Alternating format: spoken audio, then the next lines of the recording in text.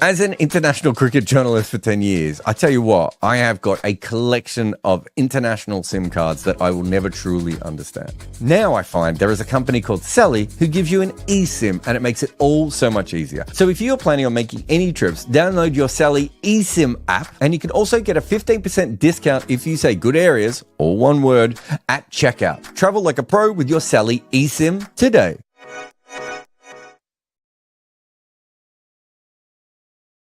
Hello and welcome, ladies and gentlemen, to Good Areas Live. I'm Behram Qazi, who you can find at DefMango on Twitter. And with me, as always, is Jarrod Kimber, who you can find literally everywhere. And currently in Boston, so all of you Boston people should reach out and tell him all the fun places to visit. We've got Muglu in the comments. Yes, Muglu, I am in Pakistan and I've had enough sleep. Thanks for asking.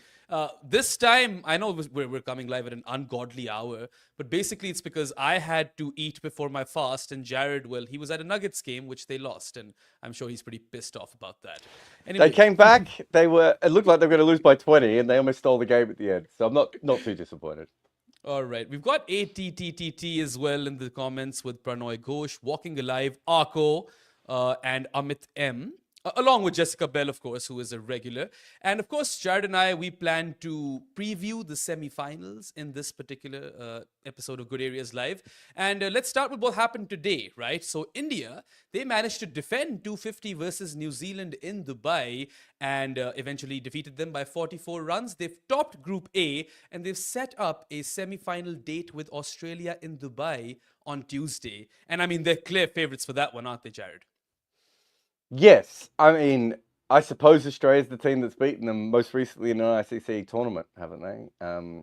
Did they lose a game in the T20 World Cup? I don't think they did. So nope, they did I not. suppose from that point of view, it gives them a chance. But this isn't the same kind of Australian team that beat them in 2023.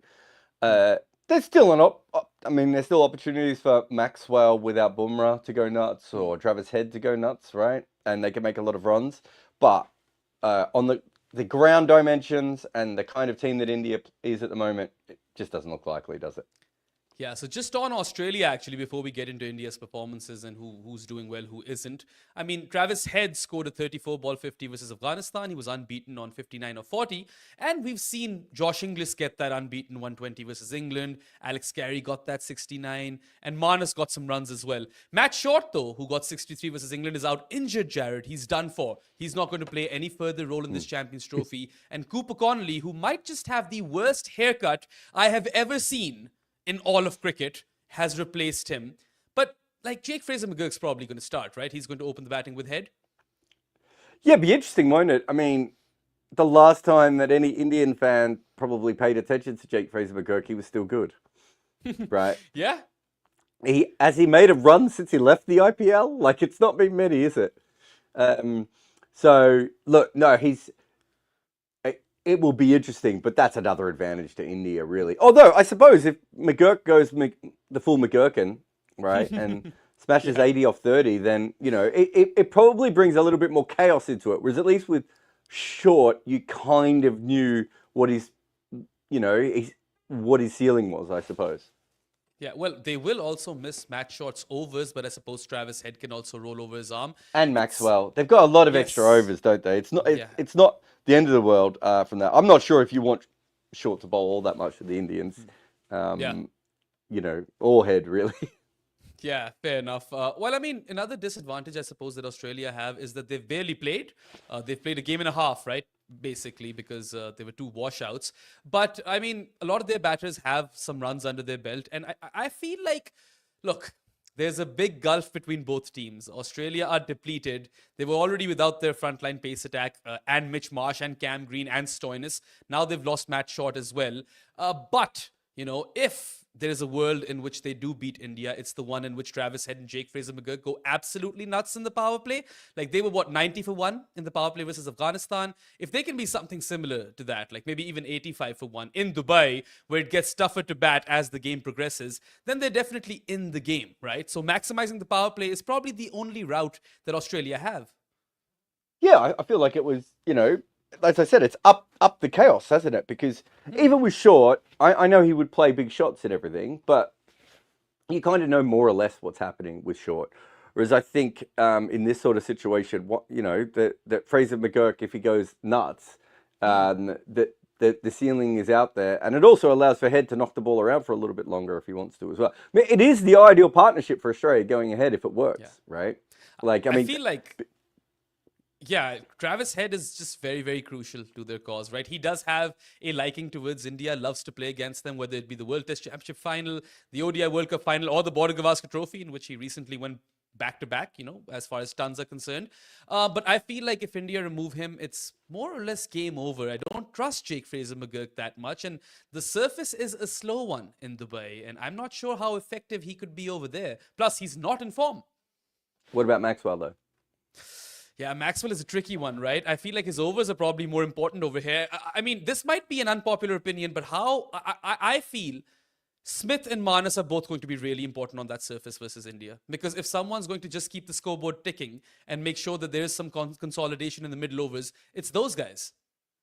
Yeah, I mean, I don't think Smith and Manas are going to cause India any sleepless nights, though, are they? Like, if they get 80 off 80, they get 80 off 80. But there is a couple of other guys who could cause absolute carnage, right? And I think it's those kinds of players that... India's the better team. You don't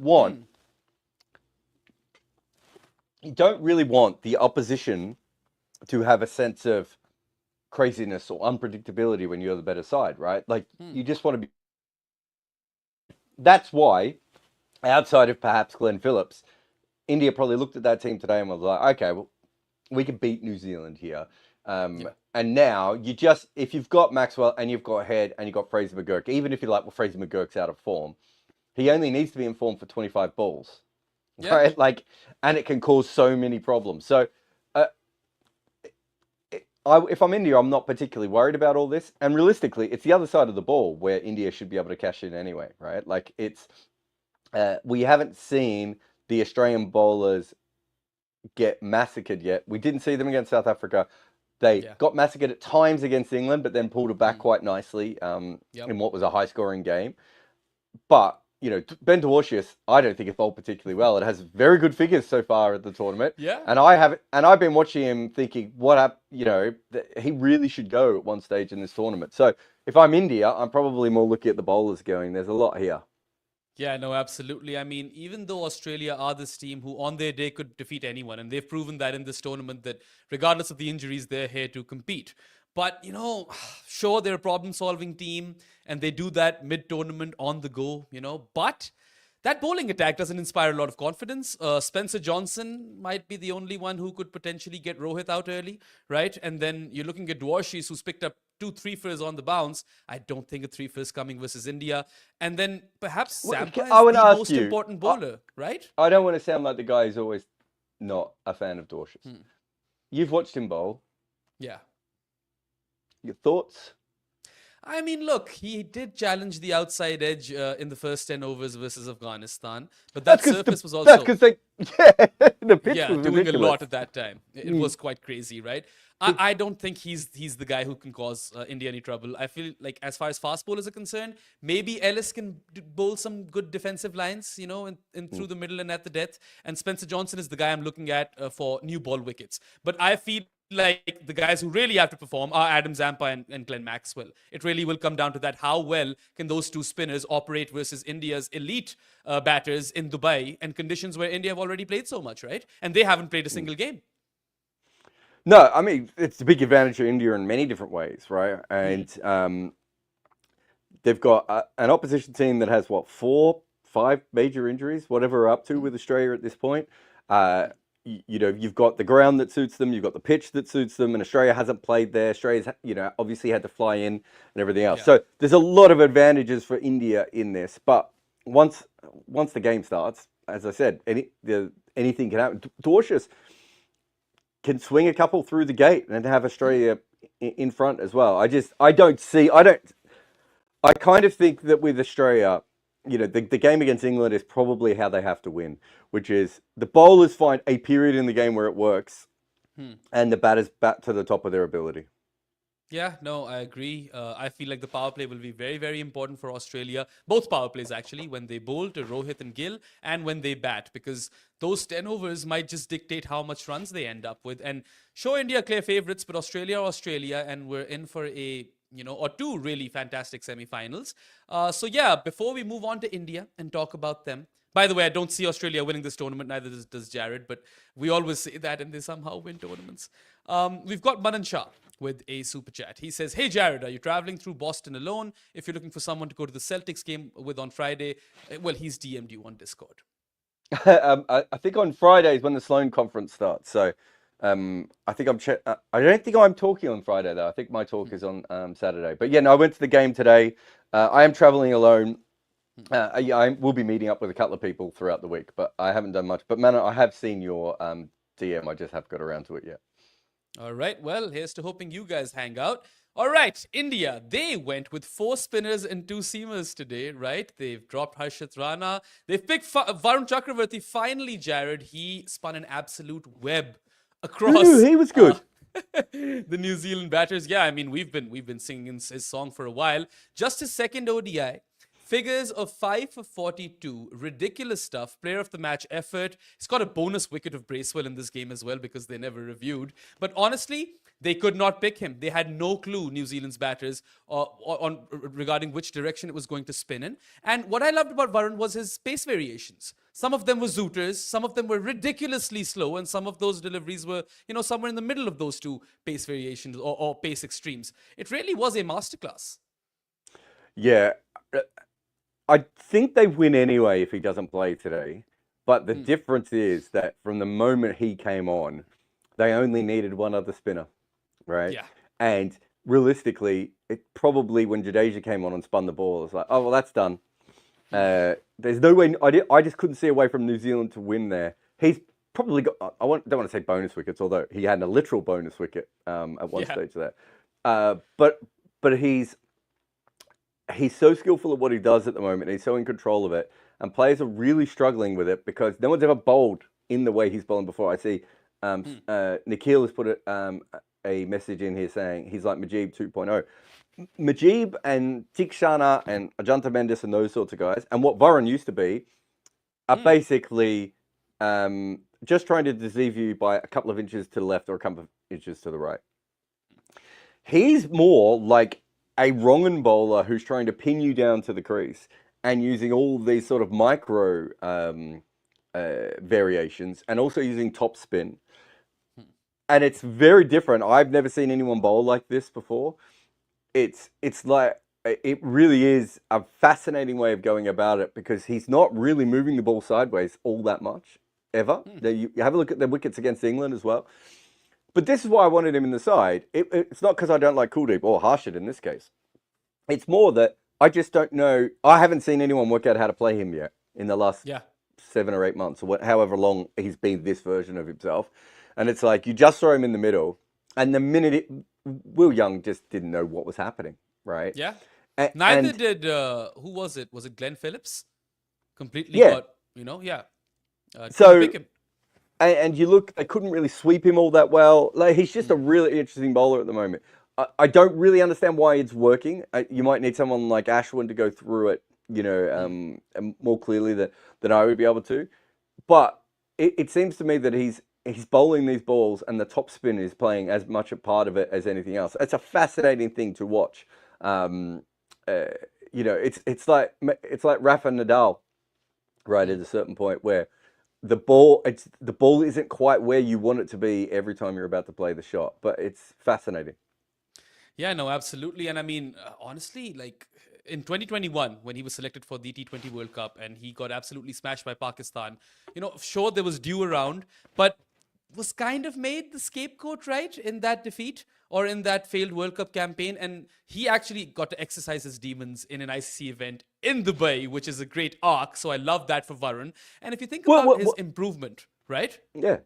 How drastic it's been. I feel like he kind of worked it out midway through the IPL. Remember how he was having a terrible first half and then went crazy in the second half and then was one of Kolkata's most integral cogs in that title-winning team, right? So I don't know what he's done, but in the recent past, he's literally been unplayable.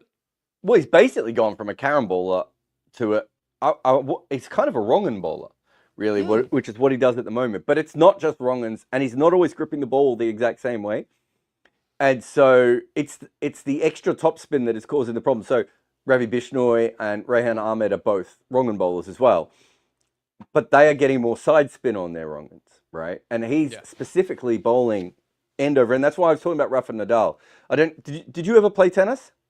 No, but I know of Rafa's banana forehand.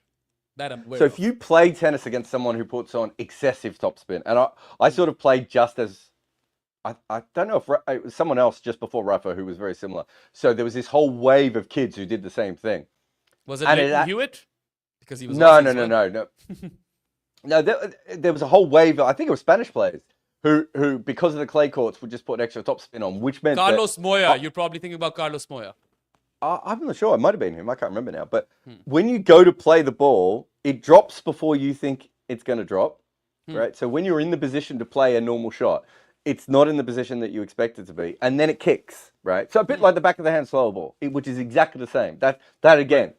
And so when you're facing those sorts of things, it actually takes a little bit longer for you to get used to it. And then with his, it's not like it's kicking like Clint Mackay's was or anything. It's quite surgical the way that he's putting it on there. It's a fascinating thing. As you said, it might have been during that last World Cup. During the IPL. I think he's just been, you see him and Sunil Narayan, I think they're just thinking of ways to stay ahead of the game, and they're really good with that. And I mean, he is Sunil Narayan's teammate as well, so maybe there have been some I think there's, there. yeah, I mean, neither of them have talked all that much about that sort of stuff, but there's no doubt that there's a conversation that has happened between the two of them with some of their bowling, and they stay.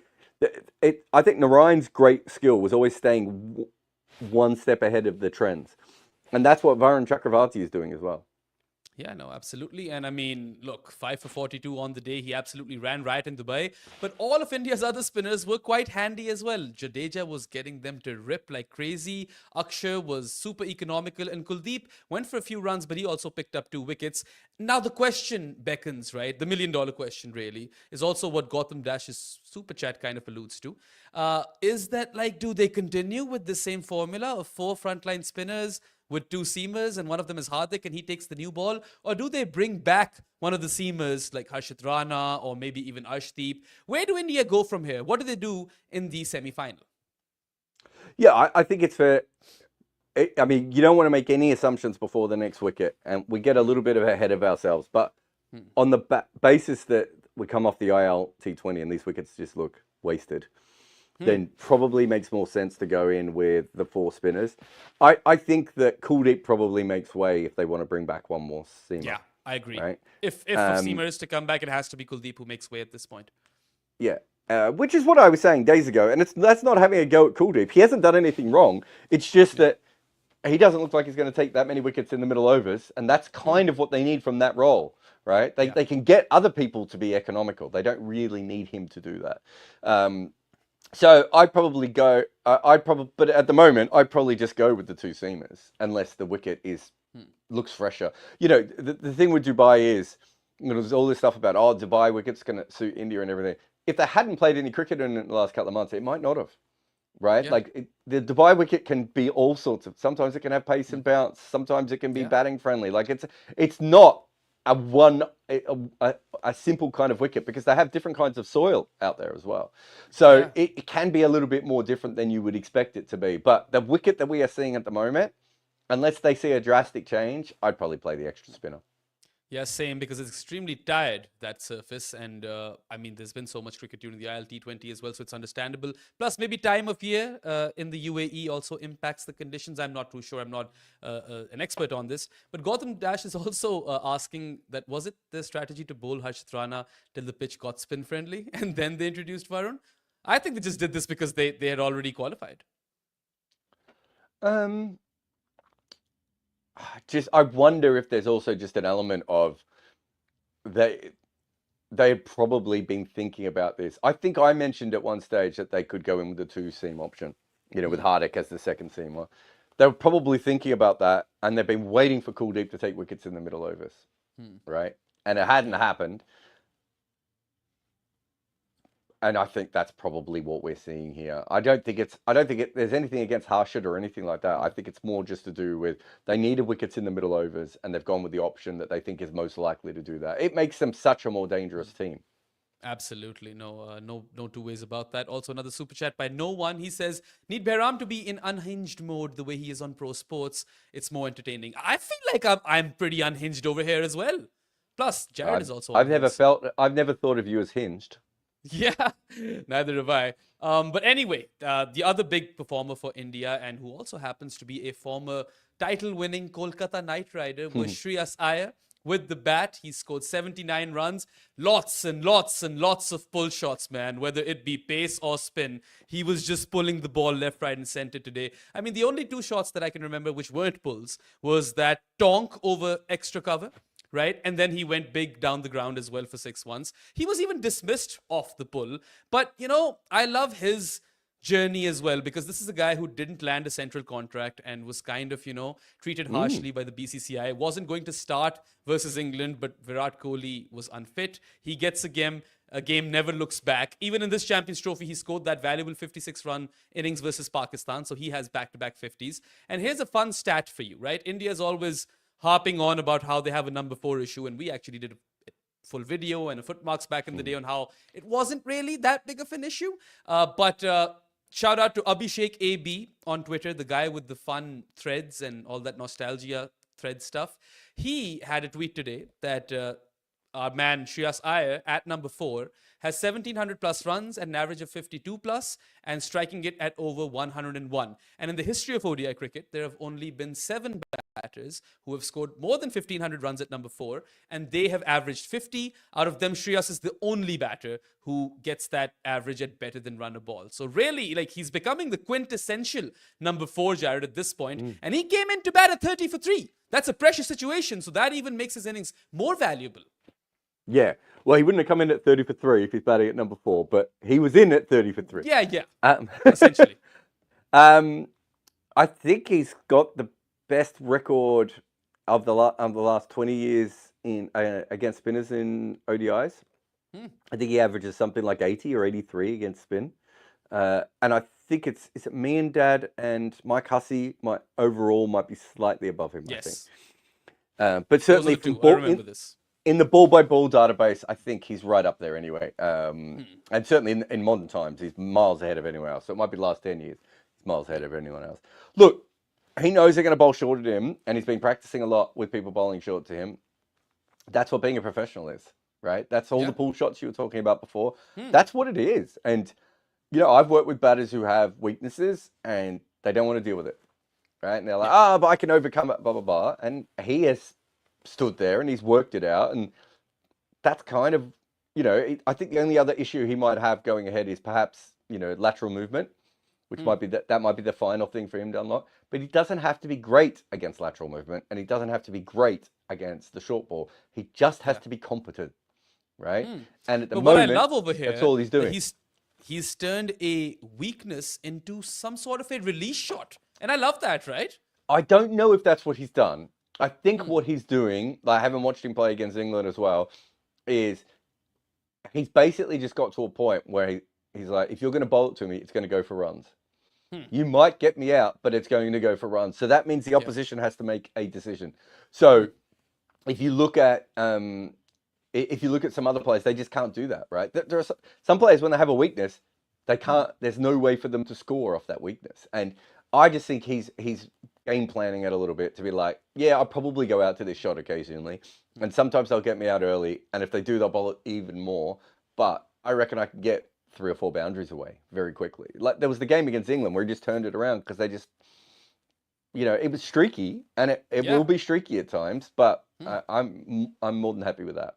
Lots of cojones in his batting. He's really taking the game on, and I love that by him. But also, is he's cojones not the only... the plural of cojones? Maybe, I don't know. Maybe you call it cojones. I don't know. Now you've confused me. I don't speak Maybe I've Spanish. been saying it wrong my entire life. No, I don't know. I don't speak Spanish, baby. You said it correctly. Yeah, neither do I. Minerals, family jewels.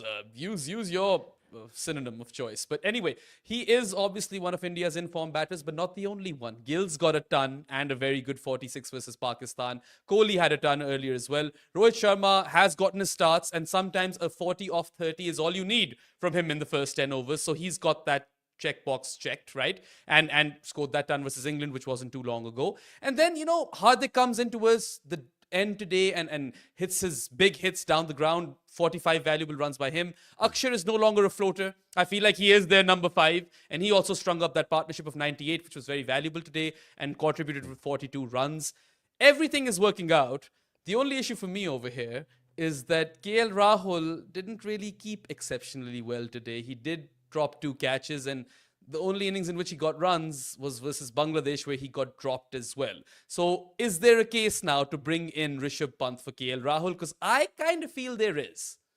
I just don't see what the point of that would be at this point. I don't think they'll do it, but look, you're gonna add some more impetus on a Dubai surface, and he is an interesting, tricky wicket batter, and he can change or flip the entire complexion. Here's of the my game. question: they're winning, they're playing good cricket. Do you want to bring someone in for their debut in a semi-final of an ICC event?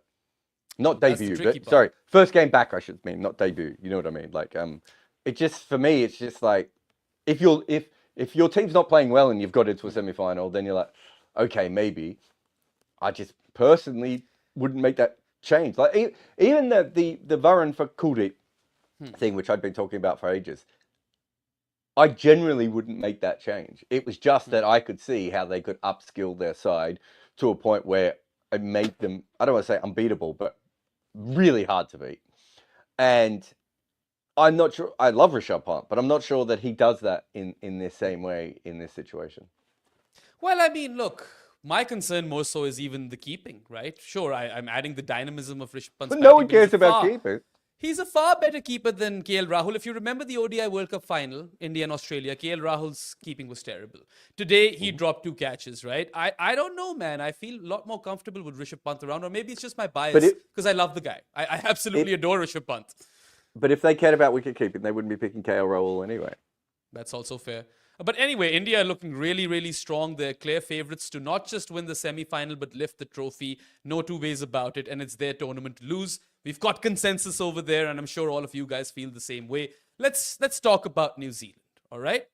All right, Jessica Bell says, Zap Brannigan, these are the brain balls. They've got a lot of brains and a lot of chutzpah. Is that how you say that? I just wanted you to read that out after the Karune's chat from before. Which is, I'm assuming, why Jessica put it in. Do you know who Zap Brannigan is? No, I have no clue. He's from Futurama. Oh, okay. Yeah, I was always a Simpsons guy and an American Dad guy. Never been a Futurama. You missed out on Futurama. It's a good show. Anyway, sorry. Maybe some. Sorry to and Bob's Burgers. Have you ever watched Bob's Burgers? I've never watched Bob's Burgers. Actually, You actually should watch that with Eek. It's his No, I kind of can't. humor. I don't Also, like to watch things with him he might enjoy. I also, this is completely unrelated, but the other day I was thinking, and I came up with this riddle, and it's really lame, but I want you to guess.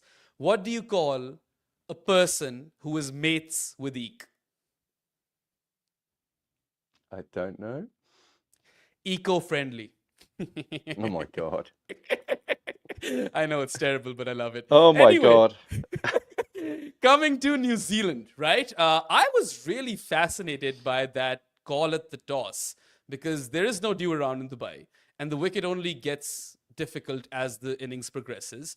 And they won the toss and chose to field. I mean, it nearly worked. Don't get me wrong. They had India at 30 for 3. And also, it's funny how India have lost 13 tosses in a row in ODI cricket, and 10 of those toss losses have been Rohit, but that's unrelated. What did you make of that decision at the toss? Because at that point, I thought it was a mistake. Yeah, I thought it was a bit weird. It was quite early here, so I woke up just to watch the first little bit. I've been saying this for a while. Like, I think New Zealand's best chance is still just taking early wickets with seam bowling, right? And so that's still their main skill. So I suppose launch with that and see how you go. But also, on that kind of wicket, if they got to 230, 240 and Henry and Jameson had taken wickets early on, they might have been in a better position. If they'd gone in that direction. They might not have got to 230, 240. Yeah. But yeah, I'm not... It'd be interesting to know and to chat to them to see what the full reasons were Yeah. But was it Rohit told Latham that he was wrong, didn't he? Oh, did he? Because I missed the toss. I woke up and the toss was just done and the game was about to start in like 10 minutes. So I didn't So actually yeah, watch the toss. so I mean, someone told me that. I didn't go back and check it, but someone sent me a message asking me about that anyway. But yeah, look, teams generally do that, a bit, I suppose. I don't think it's the reason they lost the game, if that makes sense. Yeah. Put it this way: if you win the toss and you send a team in and you have them 3 for 33, right? Yeah. You've won the toss. Yep. Right? Absolutely. It's up for you from that point to enforce the game from then on in. That was the thing that they didn't do. Yeah, no, that's fair. And I mean, I don't think they lost the game because of the toss either. I was just really intrigued by the decision. Of course, biggest positive for them was Matt Henry, 5 for 42, wickets with the new ball and the old ball. Picked up a 3 for versus Pakistan as well. So he's pretty much their main bowler who's been doing so well for 2-3 years now and is criminally underrated as well. But if you go to the previous game, Bracewell took 4 for 26 versus Bangladesh. So that's an interesting one, right? Those were the best figures for a New Zealand spinner in the Champions Trophy ever. So that's a fun fact over there. But what I've also been fascinated by is that they've now chosen to open the bowling with Jamieson alongside Matt Henry, and Will O'Rourke is bowling first change. And you wanted that, didn't you? Yes. I was really happy with that. I mean, it's great to see Jameson back. In general, like it's great to see him fit. He really is one of the most special prospects we've seen in international cricket in a long time. And I know he hasn't been great with the white ball, but he's such he was a pretty fantastic good today. Yeah, in he was 7 certainly overs, today. he was 1 for 16 and then Pandya kind of took him to town. But yeah, I mean, he's looking fit. I don't know where his batting is at because Matt Henry batted above him. I was quite confused with that one. That was probably, well, that might have been just matchups dependent. They might have thought that Matt Henry was more likely to slog the spinners. Matt Henry will just, I don't know how much have you seen Matt Henry, but he will just come in and try and hit everything for 4 and 6. Whereas Kyle Jamieson is a proper batter. So maybe they thought, we've got someone out there who can knock it around already. Let's send in someone who might be able to hit 2 or 3 quick sixes and change things up. So I wasn't too concerned about that. But yeah, it's great to see him back, but I just think it makes their team better because it then means that Will O'Rourke has to come on at first change. Yep. If Lockie's not around, I think that's a much better option for them going ahead. So several things they did worked. It's a hard batting lineup to get through India, right? Like if you've got Jadeja coming in at number 8, and you've got Akshar playing the sort of Imran Khan role, right? Pinch blocker. Like it does become really, really hard for you to be able to get to a position where you can go through. And that's, if you look at India, the big advantage they have is they have 6 frontline bowlers in the side, and they have 8 frontline batters, right? Which allows them to just mix and match in any direction that they want. Also, there's this really fun comment that I'm going to bring up. Learning with videos with Nikhil initially says, and Varun, of course, got really tough under the lights. Not Alvacondanese, but close enough. So I came up with that term, Jarrod. Varun is Varun Alvaconda. So followers of Varun are Alvacondanese. That's a thing. Yeah. But anyway, you can get an ointment for that.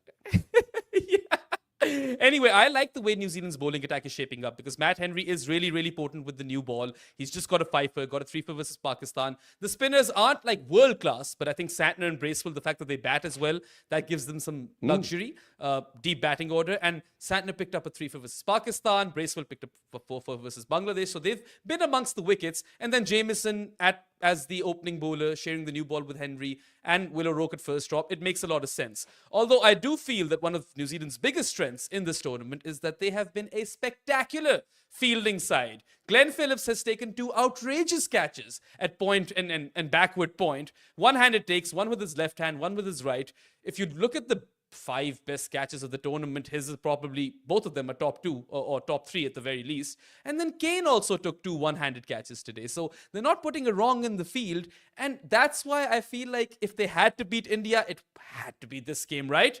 Like, because they got so many things right, yet they fell 44 runs short. They're a tough team to play against. I think the problem for New Zealand when they were batting is they made a mistake sending Mitchell out before Latham.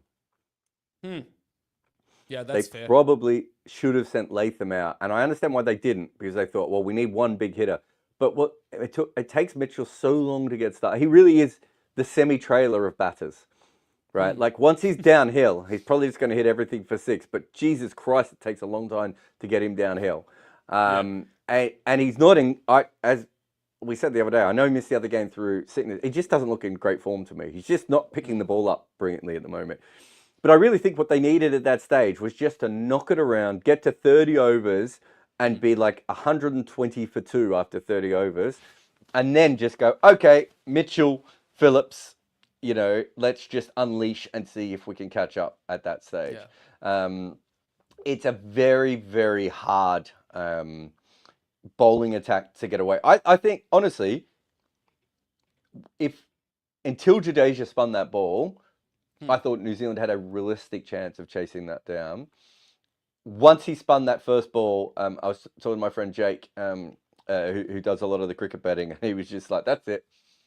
Put your money on India and go to the pub. This game is over. I mean, he beat Kane Williamson's bat like 5 times, Jadeja, at least. It was really ripping. Once that happens, the problem is that in that sort of situation, that Williamson and Latham aren't going to really put any pressure back on the scoreboard, and that Mitchell and Phillips probably aren't going to be around long enough to do it. There just wasn't the kind of batting that they needed for that sort of situation. Also, this is also a really funny comment by Qazi. Is this real? Did this actually happen? Yes. So he's asking, why are some of the Indian fans attacking the electronics company Philips? It is really hilarious if you go to the Philips Instagram and you look at some of the posts, then the Indian fans are actually going berserk, cussing at Glenn Phillips for taking that catch to dismiss Virat Kohli. And I know Varun and all of the boys in our group were taking the piss out of that as well. I hope it sometimes happens the other way, though. Like someone's complaining about their TV and they're sending Glenn Phillips messages, just going, I bought this new TV. I can't get the thing to sync up on smart functions. What's wrong with you? Anyway, although, of all the people in cricket, Glenn Phillips would probably try and help them. Or someone goes to Virat Kohli's account and they're like, my trimmer is not working, bro. What do I do? My Philips trimmer is off. Anyway, talking about New Zealand's batting, look, their star with the bat today was Kane Williamson. He was the only guy who made some runs, 81 of them. But he was dropped like thrice, on 18 and 68 by KL Rahul and on 32 by Varun Chakravarthy, even though that was a tough-ish chance. And Williamson, look, no one's doubting his ability versus spin. He was terrific with his sweeps and cuts and heaves and those, shots over extra cover where he uses his feet. All of that was great. And then he was stumped eventually when the going got tough. But I don't know. It feels like he left a bit too much for too late, which is classic Kane Williamson at times. And it was one of those Schrodinger's Kane sort of situations, right? If it came off, he would have come out a hero, but it didn't. And it ended up looking quite ugly. If he'd faced 150 balls at his strike rate, he would have basically made 100. Yeah. That means would the other that have players been enough? Well, that means the players at the other end would have had to make a run a ball. He made it into a run a ball game by the way he bats. There's no other way to look at this. I don't even think this was a Schrodinger's knock because let's say Phillips hit that 6, didn't he? Yeah. When he came in. Let's say Phillips goes nuts and they get to a position and then Santner gets them over the line or something, right? It still takes someone else being a genius at the other end. Yeah. And I just don't think that's an acceptable way of going about it. It's like 67's just too slow for 120 balls. It wasn't a 67. Like if you want to know the full truth, I think he was playing within himself, getting himself in. And up until the moment when Jadeja started ragging the ball sideways, he probably thought he could just process through the gears and then he couldn't. So he probably got himself stuck. But that's what happens when you go too slow. And on that sort of surface, New Zealand required, 85 runs in the last 10 overs, and they didn't have a lot of wickets in hand. So he did kind of dig his old team into a hole over there. So I wasn't quite impressed with that knock, but at least runs under his belt before the knockouts should potentially, boost his confidence. Look, other New Zealand batters have done well as well.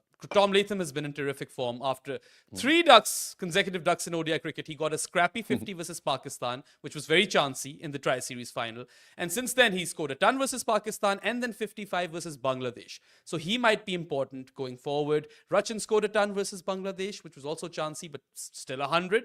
And then you've got the likes of Glenn Phillips who are going out there and scoring quick fire 40s, 50s, and 60s, and they're electric in the field as well. Like, like he's capable of pushing up or carrying out 800 push-ups a day. So I'm not particularly surprised. I don't know. It is a bit one-dimensional. Even if, let's say, Conway comes in, right, for Mitchell, let's suppose. It's just like they're relying too heavily on Glenn Phillips, and maybe they've missed a trick by not experimenting with Mark Chapman, right?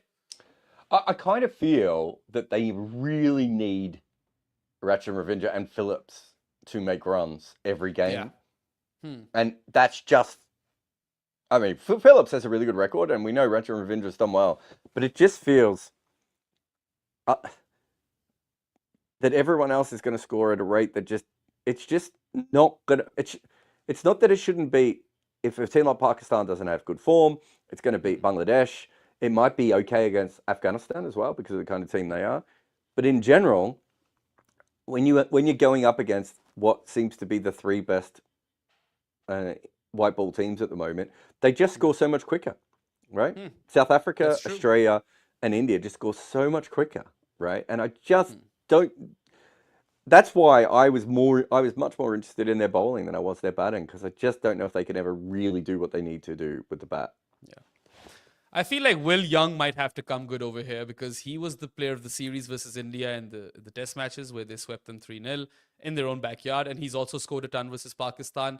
He might be someone who, like, when he gets going, he's at run a ball. So if he works in unison with Rachin, then they could get a proper start, and then they've got the likes of Glenn Phillips to go berserk later. And on a batting deck, which they probably get in Lahore, you've got Bracewell as well and Santner who can tonk it for a few. So it's interesting. The one thing that New Zealand do have, which Australia perhaps don't, is discipline. They're not going to bowl 37 extras, for instance, and they're going to hold on to all of their catches. So that's like one edge that they have over other teams. But will it be enough in the end? I'm not quite sure. They're the best fielding team in this tournament, aren't they? Easy. And I mean, they're going up against the second best fielding team in South Africa. So that promises to be an absolute cracker, doesn't it? And they probably have the best new ball attack in form at the moment. I suppose Janssen and Rabada is better with the 1-2 punch. But Rabada is not bowling with the new ball. Lungi and Gidi is taking the new ball and Rabada is bowling first change. That was kind of what I meant. But yes, you're right. I mean, I don't know why Lungi and Gidi's playing at this point. But I mean, imagine if they had Coetzee or Nokia, either of those guys, they fill in for Lungi and Gidi, and that's a really tough team to beat. Yeah, if they exactly. It's huge. And they had other options as well. They've gone with Ngidi because Ngidi used to be good. And unfortunately, at ICC tournaments, if you take someone who used to be good, and it's not having a go at him, we saw Anrek Nortje getting smashed everywhere when he was injured as well. Like, you've got to be able to do that. So, yeah, there's some issues there with that team. But right at the moment, the way it's sort of fallen for New Zealand, that's kind of the ideal bowling lineup of the last four teams, right? And South Africa, I mean, it's a tough game to call because either of those teams could win it. South Africa, New Zealand, not an awful lot that separates them in terms of like form. But I do think pound for pound, South Africa are a better team. They're well-rounded. And I mean, they just smashed the hell out of England, right? Bowled them out for 179 in Karachi. And then they chased that total down in 29.1 overs. So with 125 deliveries to spare and 7 wickets in hand. They've topped Group B, and we expected that. We expected South Africa and India to top their respective groups. That has happened. But before I talk about, or we talk about South Africa, Jos Buttler, last ODI as captain, has officially resigned. Another thumping defeat to kind of close off that tenure. And I mean, the golden or $1 million question over here, Jarrod, is who was more shit, Pakistan or England?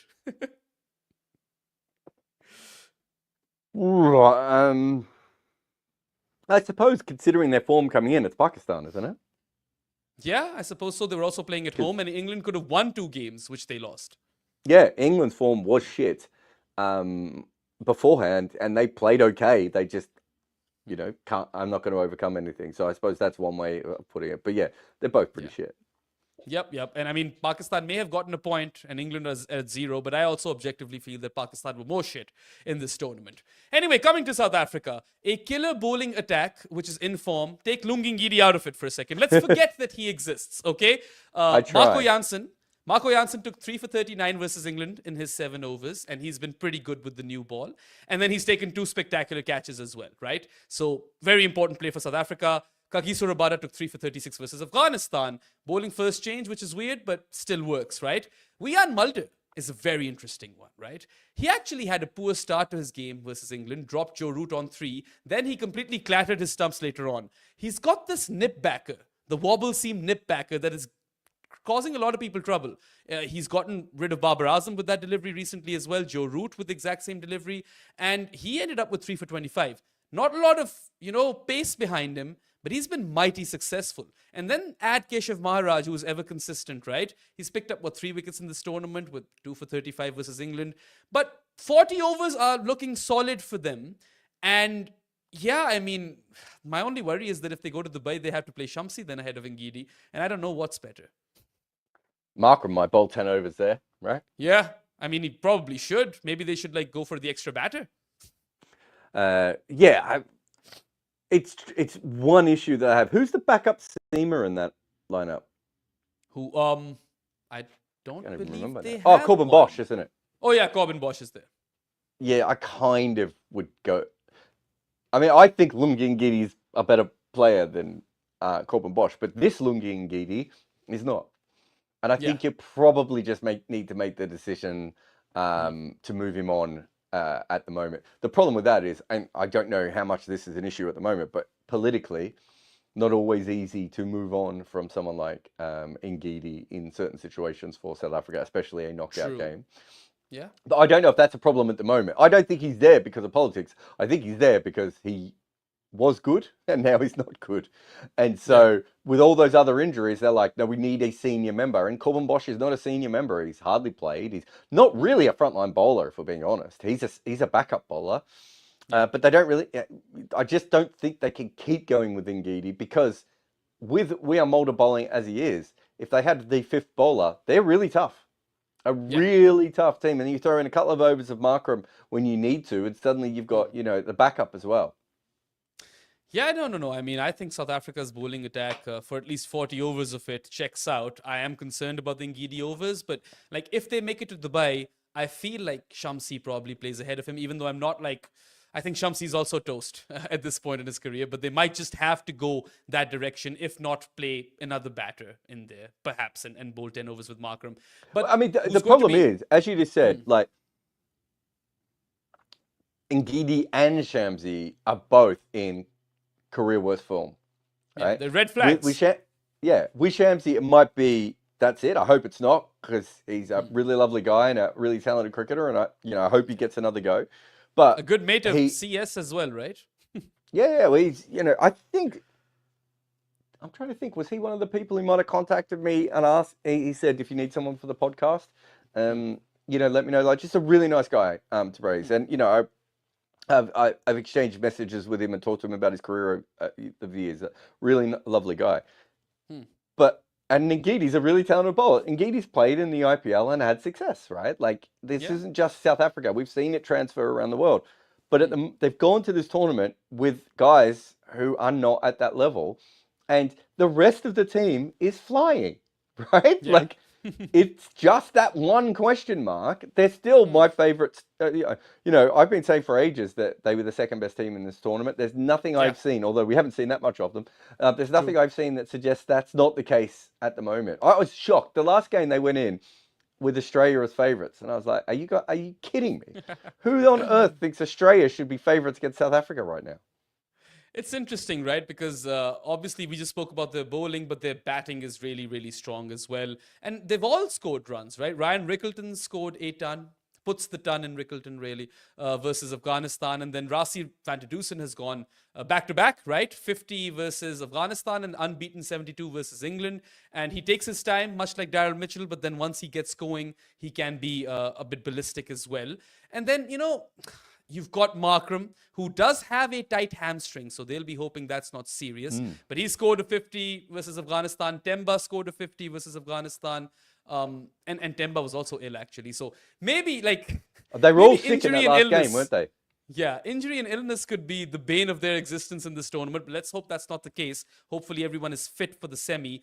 The biggest, and I think their key player, is always going to be Heinrich Klaassen. He's back after his own injury, and he's back with a bang.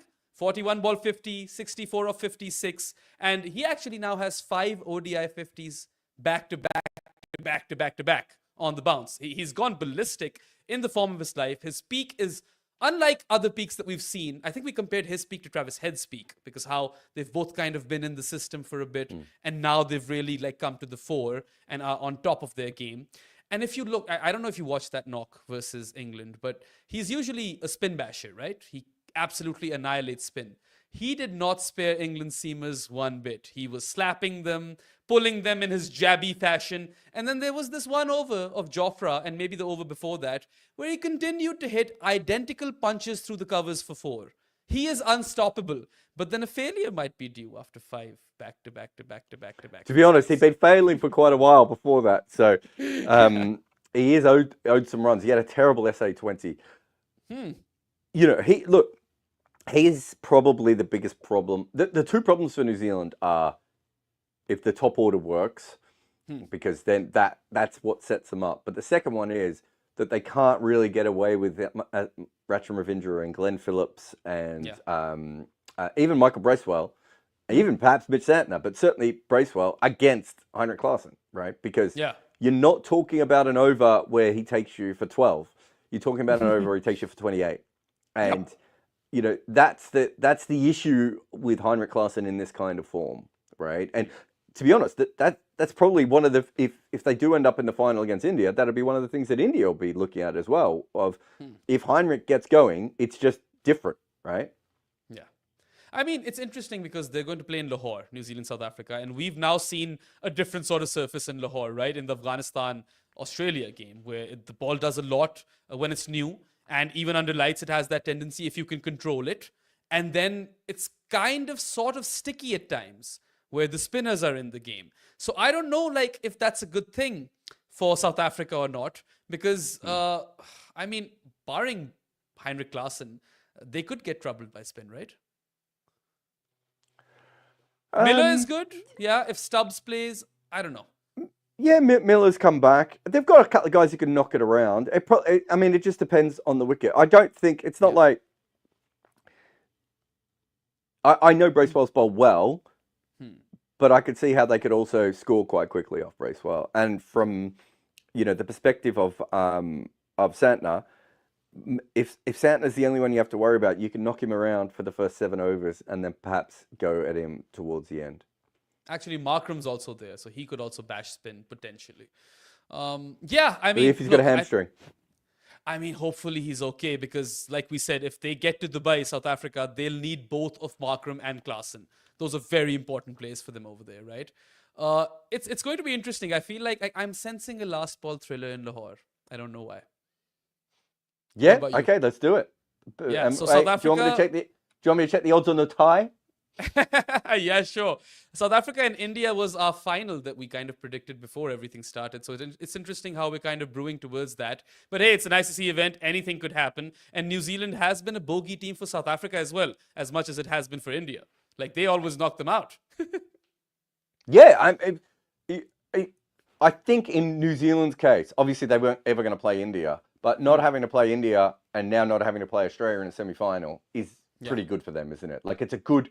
you take that, and also the game plan that the problem that New Zealand has is that Australia and India can just power them away, right? Yeah. Whereas we know that South Africa do that later on, but through the middle, then actually they don't score that much quicker than New Zealand does, right? Yeah. So it does give you. Oh yeah. Sorry. Finish your thought. It does. No. So I'm saying it does give you a big chance, doesn't it? Yeah. We've got Varun in the super chats now. He says, does it surprise you that pace bowlers like Shami, Henry, and even Hardik have had success on these Dubai pitches? Is it better for pacers bowling first? I don't know if it's a bowling first is a bit more Yeah. Yeah. But bowling first, I'm a little bit more interested in. But no, it doesn't actually surprise me that pace bowlers do well. This is the thing. I think people think that Dubai doesn't help pace bowling. It helps spinners more, and that the size of the ground really helps spinners. But I've seen plenty of times where the bowlers have done very, very well. So I don't really think that changes the way that I look at these things before. I've seen the Dutch bounce out the UAE on that wicket before. Like it can have pace and bounce on it. It's not as monosyllabic a wicket as you might get in somewhere like Chennai. Chennai is only ever going to be like Chennai. Dubai's a wicket that can be. It's probably got 3 different modes, right? It's got sort of normal spin mode where you could still bat normally. It's got sometimes where it does have pace and bounce and even sideways movement. And then it just has tired mode where it just, because they just play too much cricket on it. And the reason that we see that ground the way that we do is quite often because it's very rare for any of us to watch a tournament where that pitch isn't tired. Yeah, true. Anyway, that's enough previewing for the day, I suppose. We've pretty much covered everything. We've previewed? Just to wrap this up. Huh? We've previewed? You feel fully previewed? We have fully previewed. Just quickly then, prediction for the final. I'm going South Africa, India. What about you? Same. I said it before the tournament. Nothing has changed my mind. Yeah. And you guys let us know what your predictions are for the finalists in the comment section below. That's it for this podcast.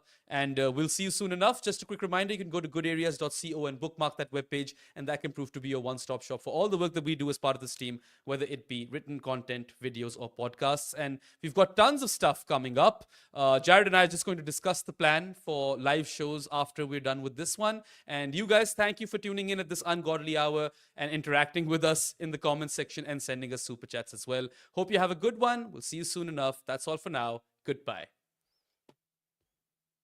Oh. Cricket media used to be pretty simple. Find your favorite newspaper, head to Cricinfo, and maybe a blog you like. Now just finding the best stories and writing is a huge challenge. You already have a job. You just want to read about cricket. Well, that is what the best of cricket is currently doing. They go out daily to find the newest cricket coverage and the best stories from any publication in the world. And when they can't discover what they want, they also hire some of the best writers to produce their own great stories. You can get the best of cricket via their website or on WhatsApp. They find cricket's best stories and give them to you every day.